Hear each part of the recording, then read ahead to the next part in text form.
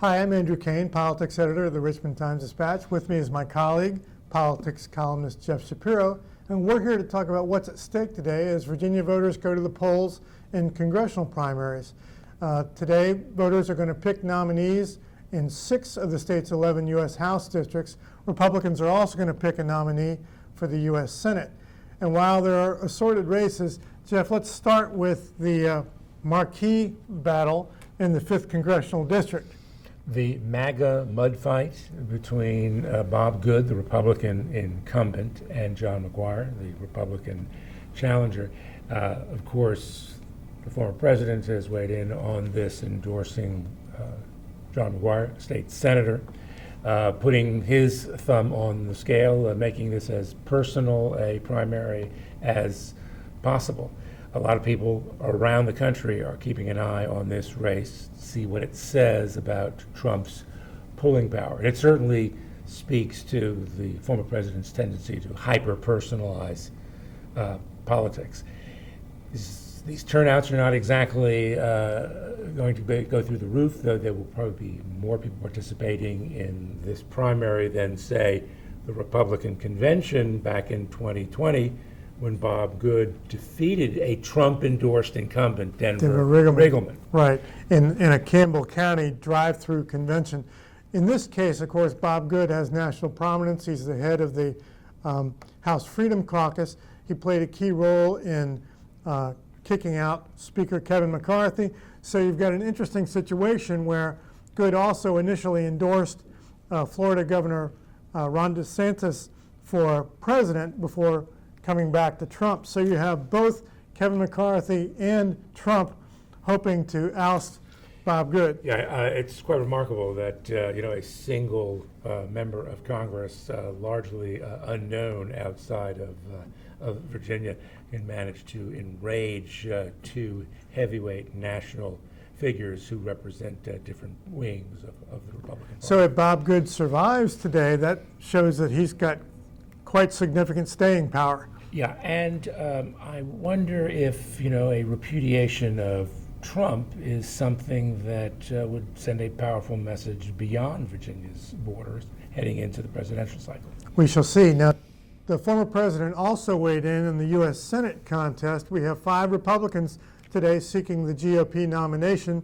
for a chance to run against Tim Kaine. And how does Trump's nomination recommendation help Hung Cao?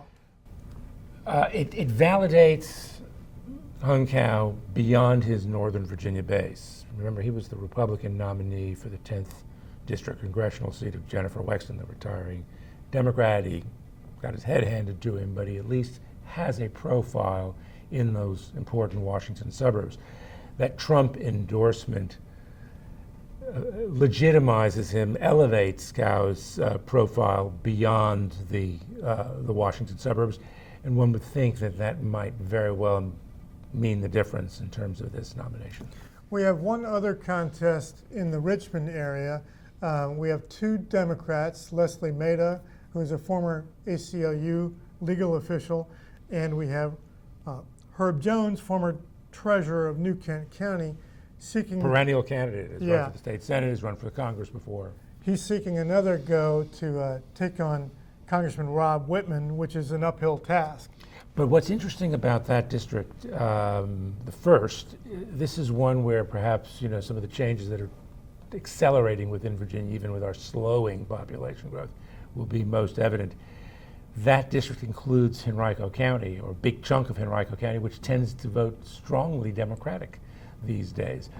Pair that with what's going on maybe at the north end of that district, maybe not now, but maybe in a cycle or 2 or 3, that could be a much more competitive district for the 2 political parties. Now, before we go, let's talk a little bit about the wild cards. We've got 2 congressional districts up in Northern Virginia with huge fields of candidates. In the 7th district, where Congresswoman Abigail Spanberger is foregoing a re-election bid in order to run for governor next year, we have, I believe, 7 Republicans and 6 Democrats. And then in the 10th district, where Congresswoman Wexton is leaving for health reasons, we have a dozen Democrats and 4 Republicans, so it's anybody's guess, Yeah, really. you really need a scorecard. You keep track of all of these candidates. The 7th and the 10th are strongly Democratic districts, though Republicans think that under the right circumstances, with the right kind of candidates, they may have a chance.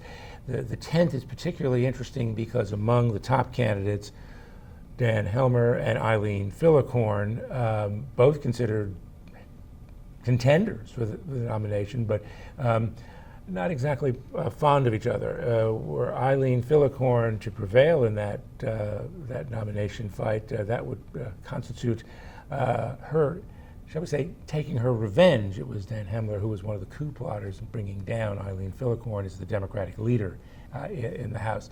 In the 7th district, the likely Democratic nominee, at least at this hour, is Eugene Vindman, one of the Trump White House figures. He brings his own celebrity and a vast campaign treasury to this primary fight. He's got over $5 million. That's more than all of the dollars raised by all of the other candidates combined. So the former president has a lot going in today's Virginia results, and so I want to thank my colleague Jeff Schapiro, and we invite all of you to continue to follow our coverage throughout the evening on Richmond.com and tomorrow in the Richmond Times-Dispatch.